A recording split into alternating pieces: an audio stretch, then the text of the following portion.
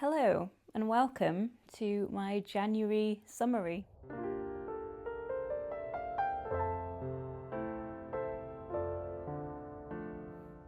Today is a bit of a grey and miserable day, so I decided instead of going out and looking for wildlife right now, I am gonna make myself a cup of tea and make a nice cozy YouTube video instead. So that is what we're gonna do.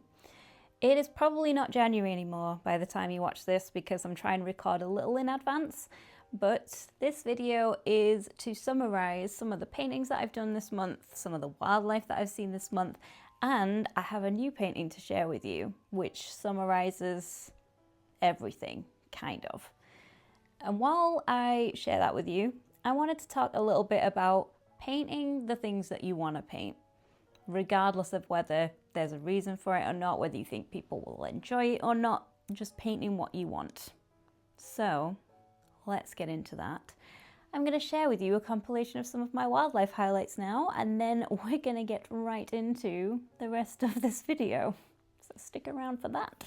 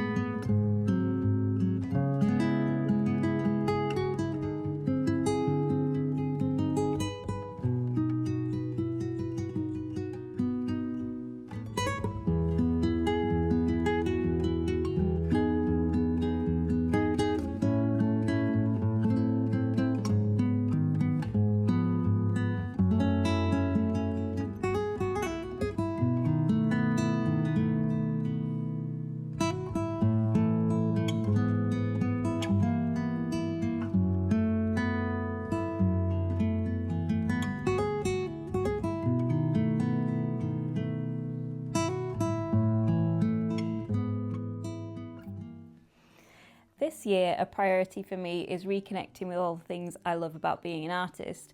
It's about spending more time outside, seeing nature, finding inspiration, and then painting things from that inspiration in a way that I enjoy. So usually that means painting on a small scale and painting lovely wildlife. And that is what I've been doing. And the painting that we're gonna see now is a compilation of some of the things that didn't get their own miniature painting this month. So it's some of the wildlife highlights that I really enjoyed seeing, but I didn't get to paint an individual painting of. And I decided it'd be nice to put them all together as a summary of the month.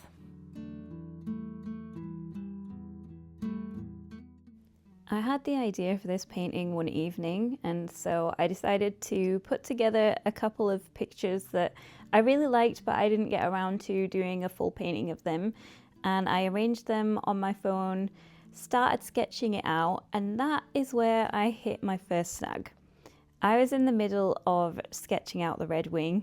I always like to start with what I think is the most difficult option and then move to the easiest things afterwards. So I was starting out with that sketch and I was only a little bit of the way through when I stopped and I put my pencil down for a minute and I just thought, why am I doing this? And is it worth it? And I found myself trying to justify why I should do this painting. And it was purely down to how long it was taking me. I was working into the evening, it was already pretty late, the sketches were taking me a long time to do, and I thought, if I actually want to do this painting, it is going to take me a long time. It's taking me this long to sketch it out, it's going to take me even longer to paint it, so is it worthwhile doing it? And there was a part of me that almost didn't do this at all. I was in two minds about it. This painting very nearly did not get made. And that is what I want to address in this video, because I don't think I'm the only person to experience this. And now that I think about it, this isn't the first time I have not done a painting or changed the kind of painting that I was making because I couldn't justify why I wanted to do it. And that's ridiculous, and I feel like it needs to change. The fact is, I did have a reason for wanting to do this painting, and that reason was simply that I wanted to do it. I was excited about the idea of it, and I wanted to put together all of my wildlife sightings, and I thought it would look nice. And the only thing that was really discouraging me was the fact it was taking a long time. And as someone who is a little bit more dependent on my art for an income, that was the thing that was standing in the way. If I wanted to sell this painting, then I would have to charge a decent amount of money to cover the amount of time that it took me for it to be worthwhile. If I wanted to make prints, I don't have my own printer, and it would be an expensive initial outlay to pre-order them. And then you've got to justify whether or not that many people would be interested in a small scale painting like this. And so because there wasn't that immediate, obvious commercial aspect to it, I thought maybe I should spend my time doing something else instead that I know will sell. Maybe I should just do one small painting. It won't take me as long. I can put it up for sale and maybe someone will be interested. But this just felt like an indulgence, doing something that I wanted to do that I couldn't necessarily think of a reason for. And at the time, I had not planned to do this video, so I wasn't even going to record the process, and therefore there was even less of a reason for me to do it. It was at this point I realized that I needed to have words with myself. Because what do you mean you can't think of a reason to do the painting? You want to do the painting, and that should be reason in itself. There shouldn't need to be any other reason behind it. And I think as an artist that also pursues this as part of a career, there will be compromises that you make along the way. You are going to probably do some commission work and some more commercial work because you want this to be a financial success. But that should never get in the way of you doing the kind of paintings you want to do. I'm really glad that I decided to ignore that annoying little voice in my head and just do this anyway, because as I was sitting painting this, I loved it so much and I was so pleased with it.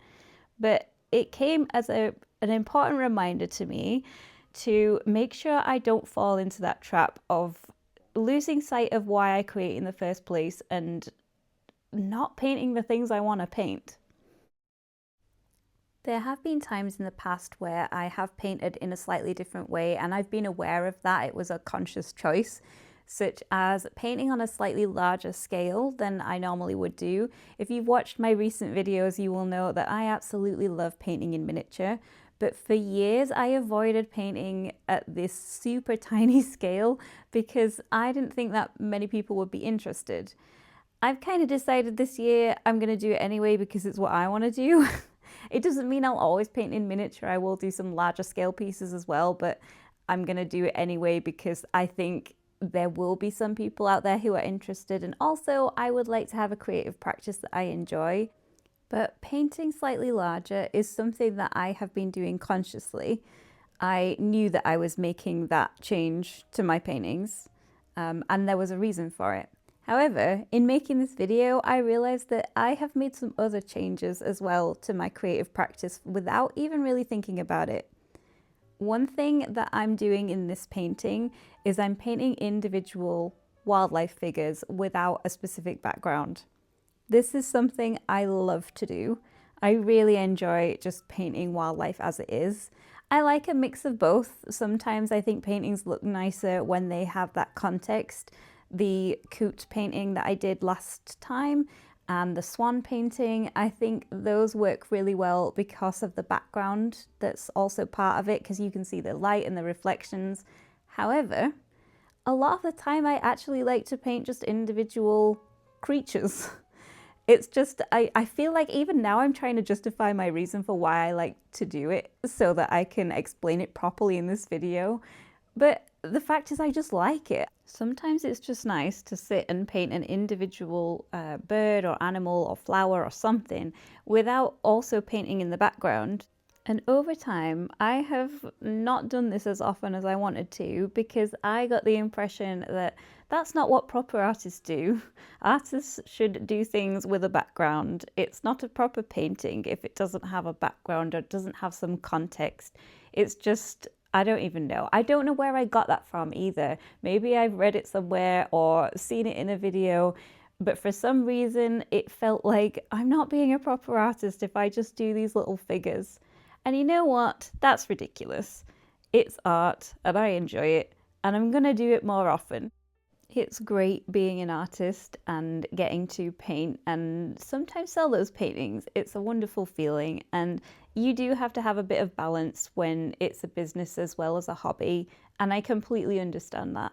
But I think it's also really important to paint the kind of things you want to paint. Don't lose sight of your own creative enjoyment, trying to fit in with what you think is more appealing to people. Paint the things you want to paint.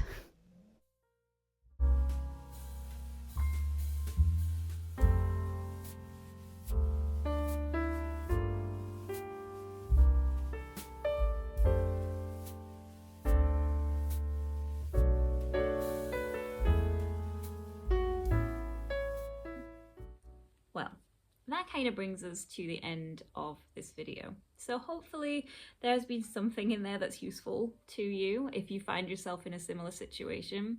Sometimes I make videos and I feel like they're primarily directed at me, and this is definitely one of them, because this is something that I needed to hear. But hopefully it's also helpful to other people as well, because I don't just want to be sitting here making videos for myself.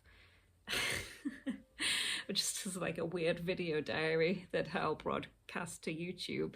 But I also hope that it's useful for you as well if you are an artist and you find yourself in a similar situation. You can absolutely have balance and make paintings that have a broader appeal as well. And I'm still going to do that. The main point that I wanted to get across in this video is to not completely restrict your own creativity and like completely shut down ideas because you don't think people will be interested. Do them anyway. You know, the thing that makes you unique as an artist is you and the things that you're interested in. You will have your own unique way of looking at the world and interpreting it through your art. And I feel like if we're constantly trying to do what we think other people will like or be interested in, then we are robbing the world of our view, of our own perspective of it and how we would choose to do something. Maybe I'm getting a little bit too philosophical in this video. The main point is paint what you want. Let's keep it simple. Right, okay, before I waffle anymore, I'm gonna finish this video. So thank you very much for watching. I appreciate you being here. Please give this video a like if you liked it, and consider subscribing to the channel if you want more videos like this. It's a combination of nature and art and Rachel's ramblings, and I will see you next time.